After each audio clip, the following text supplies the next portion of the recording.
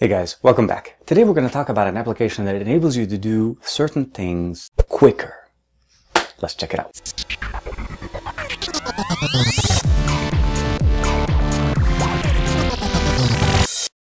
So first thing you want to do is download and install the actual application itself. Go to the Play Store, look for Quickr Action Launcher by root uninstaller. The current version is 1.2 and it runs about 798 kilobytes. It's pretty well, and let's go ahead and check it out. The main interface itself has two ways of launching it. Normally it has a persistent notification task in the notification panel. I disabled that and I'll show you guys how I did that. But the other way of turning it on is once you have it activated, you're actually able to get into it. And there's a settings tab on the top part of the screen, and we'll cover this part real quick when we get back. The main interface, as far as when you turn on the application, you have the on and off to be able to either turn it on or turn it off. You have the panels, and we'll get into more explanation of what they can do, but essentially these are called custom panels. These are panels that you define and that you're able to assign to different areas of your screen once you have them set up. In this example, I have my settings in here. That's what you guys saw just a second ago. I also have a panel set for certain shortcuts for applications that I'd like to launch. The other thing is I also have quick actions, which are just the ability to jump into, like let's say, updating my current location, updating status, and so on, depending on what you'd like. This is one of the benefits of this application itself. The other option that you have in here is the hotspots. This is the areas where you can activate. You can see it's broken up into 4 areas. I have the top left area activated, and to remove it or to customize it, you just say remove, and now you have a blank section, and I can actually customize it from the right side, and I can swipe from the right to it from the area that I want to activate, and I'm able to assign either the running apps, recent apps, favorite contacts, the frequency contact, the control panel, and a custom panel. And as far as what I'm able to set up to it, if I say stop on here, it sets it up. It says settings, panel. I'll say remove. I'll swipe back again. Also custom panel. And these are the 3 different custom panels that I have. I'm going to go ahead and go back into my number 2 here. This is my favorite applications. We'll get out of this for 1 second again. The other option you have in here is the gestures and width. This is how you can able to set the width of the actual launching area. The thicker it is, the more it will interact with your launcher, so just keep in mind when you're doing that. And you can go pretty thick to the right as far as depending on how your interface is and what you're customly used to using on this device.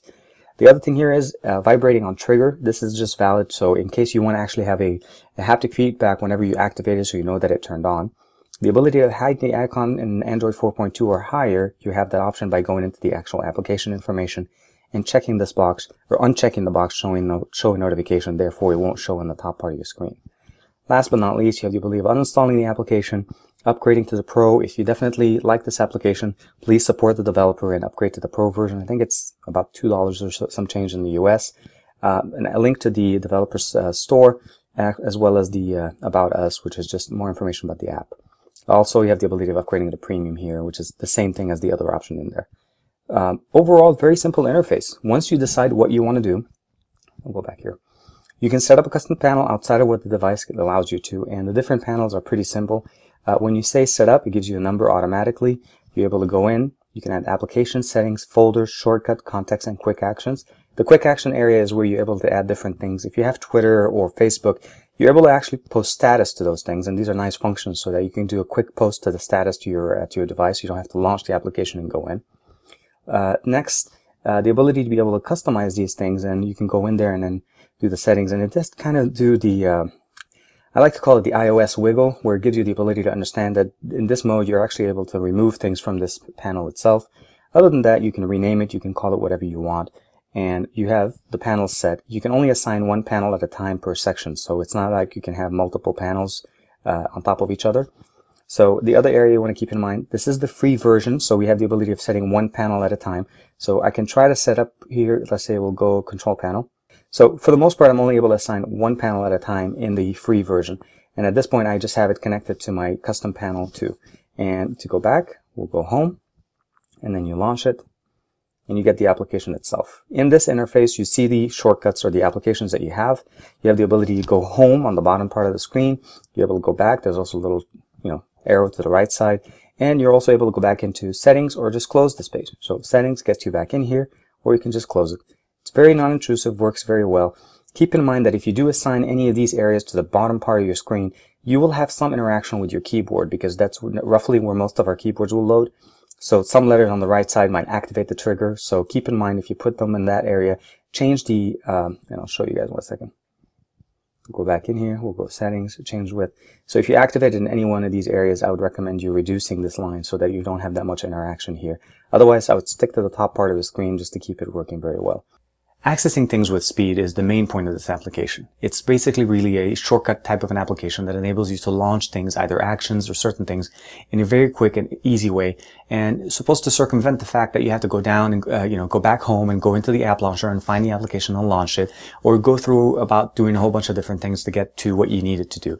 And it's really nice because it also interacts with your favorite contacts into dialer. So if you say favorite contacts, whatever you have starred under your contacts will show up in that tab.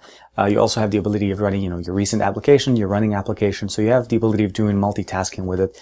Although in my personal experience, I find it that having to trigger and select is kind of a longer process as opposed to just hitting one button on my end on the device. So for multitasking and recent app, I prefer to stick with the stock UI. But as far as the other options that are provided from the application itself, I think they're very useful. And the ability to customize it, where you want it, top right, left, or bottom right or left. Just keep in mind that if you do select it on the bottom, as I showed you guys in the walkthrough a little bit, is that you will actually have some interactions or interference with your keyboard because the activation area will sit right at the edge of where the keyboard is. So anytime you try to hit one of these buttons, it'll activate it. So preferably, for my experience at least, I like to keep them on the top portion of the screen. Overall, very nice. Let me know what you guys think. Hope you guys, like this. It's a new application that was featured on XDA's portal. So hopefully you guys have seen the article. If not, I'll give you guys some information in the description below. Like and subscribe to this channel as usual, and like and subscribe to my channel. And I will see you guys next Tuesday.